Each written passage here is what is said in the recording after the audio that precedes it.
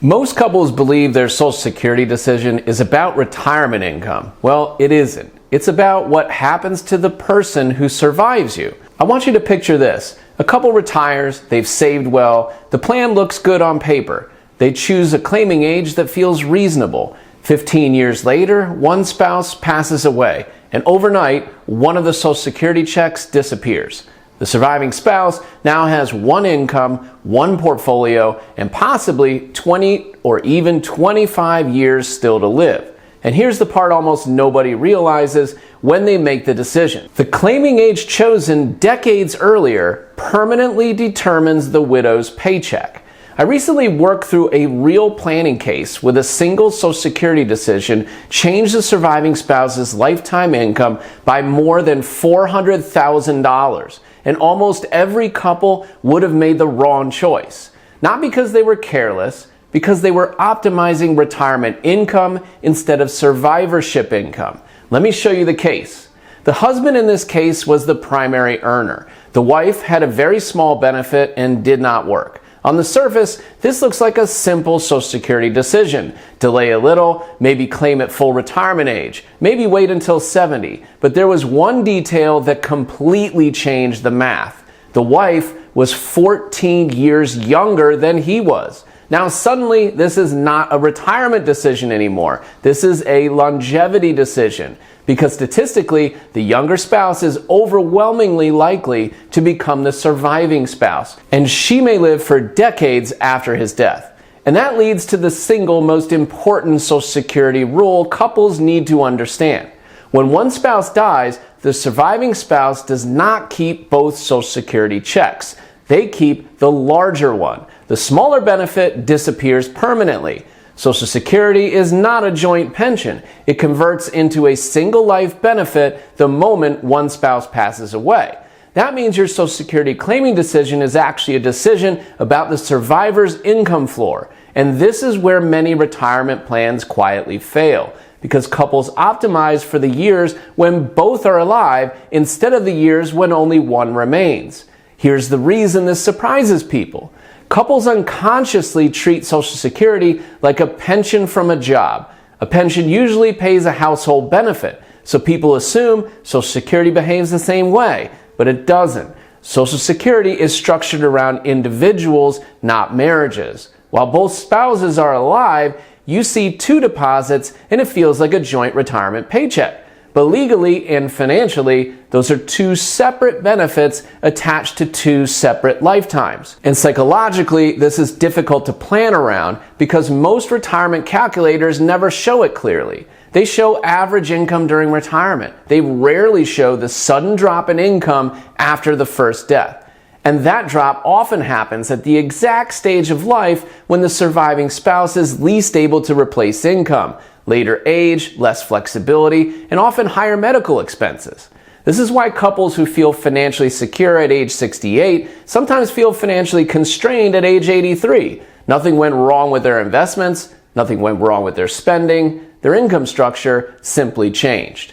Most couples look at break-even charts. They ask, if I live to 82 or 83, should I delay? But that's the wrong person to analyze. The decision is not about the higher earner's life expectancy. It's about the surviving spouse's life expectancy. In this case, if the husband claimed early, his benefit was permanently reduced. And because the survivor inherits the larger benefit, she inherits the reduced one for the rest of her life, possibly 25 years.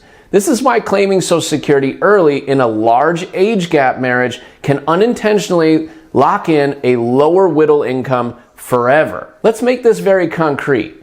Assume the higher earner is eligible for a $3,200 monthly benefit at full retirement age. If he claims at 62, the benefit drops to roughly $2,250. If he waits until 70, it increases to roughly $4,000.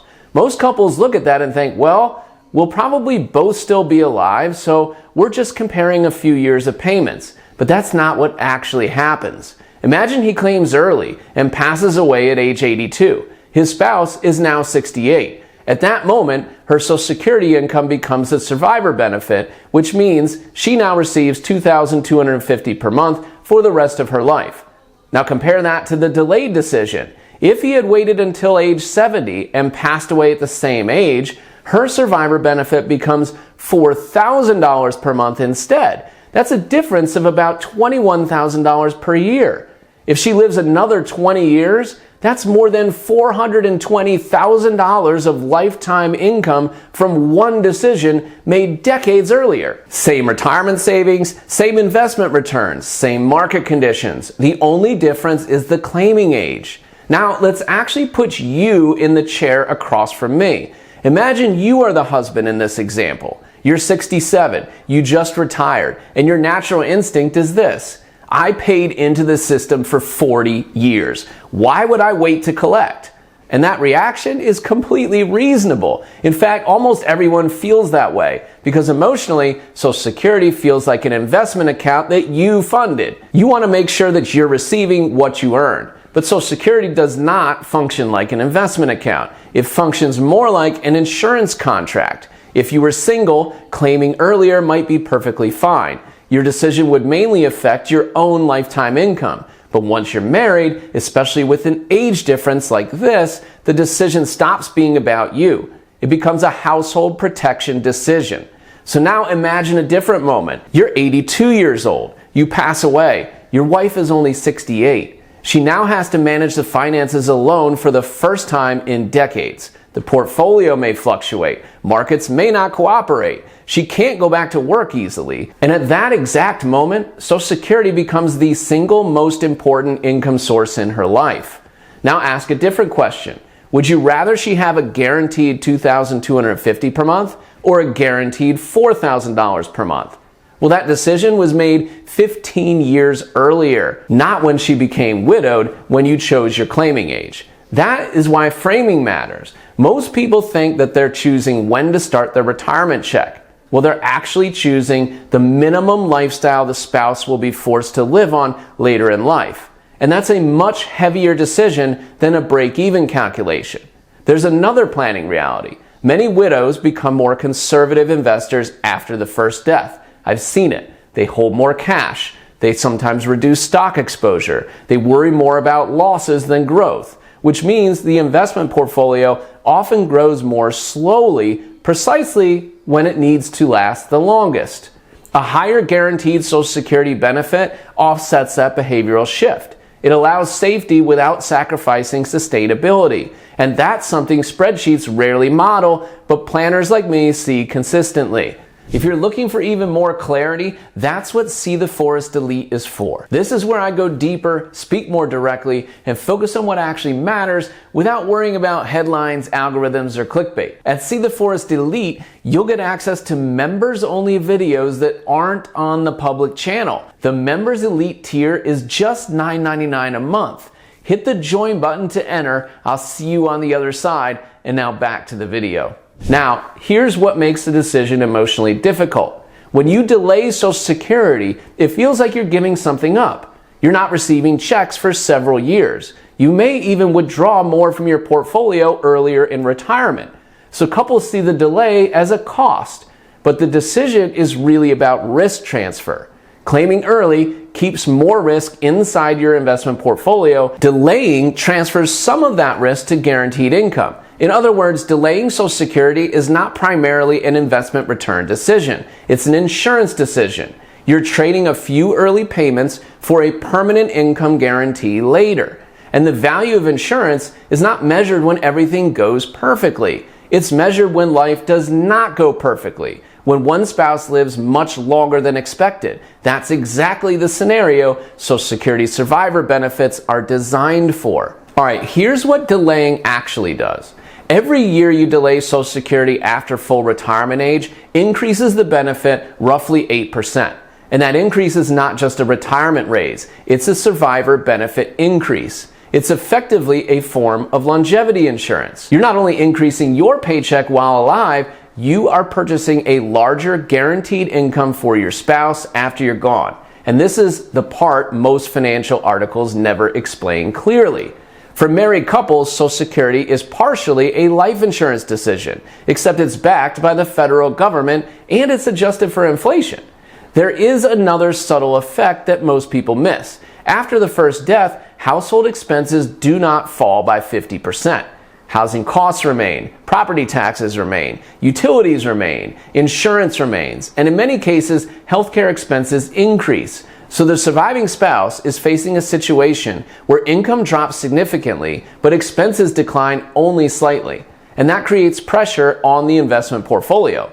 Withdrawals increase, and portfolio longevity becomes much more sensitive to market timing of those withdrawals. A strong guaranteed income floor changes that outcome dramatically. It allows the portfolio to support lifestyle rather than replace basic needs. And that's why this single Social Security decision often matters much more than minor differences in investment returns. When we modeled the claiming decision in this case, the difference was dramatic. If he claimed early, the surviving spouse eventually depended heavily on portfolio withdrawals. If he delayed until age 70, her guaranteed income floor increased enough that she maintained financial independence even after his death. Over her lifetime, the difference exceeded $400,000. Same couple, same savings, same investments, only the Social Security decision changed. So how should couples actually think about this? Well, here's a simple framework. If you're married, ask 3 questions. First, who is the higher earner? Second, which spouse is more likely to live longer? And third, if one Social Security check disappeared tomorrow, would the surviving spouse still feel financially secure?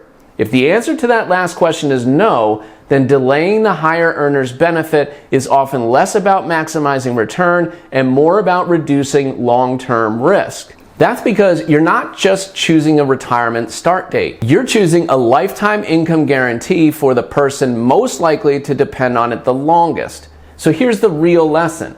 Social Security is not primarily a retirement optimization problem. It's a household stability decision.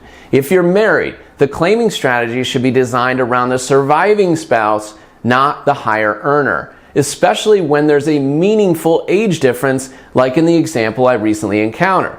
Because the real risk in retirement is not market volatility, it's income collapse after the first death. And Social Security is the only inflation-adjusted lifetime income that most households have. Design it for the person most likely to rely on it the longest. And if you own a business and are interested in optimizing your financial planning, you can get started working with me by visiting celestialwm.com and clicking the Start Here tab to schedule an initial call. Still not sure that you want to talk? Well, head over to my resource center and learn more about my financial planning process by watching my 35-minute complimentary training. And make sure to check out this video next for even more ways to supercharge your net worth.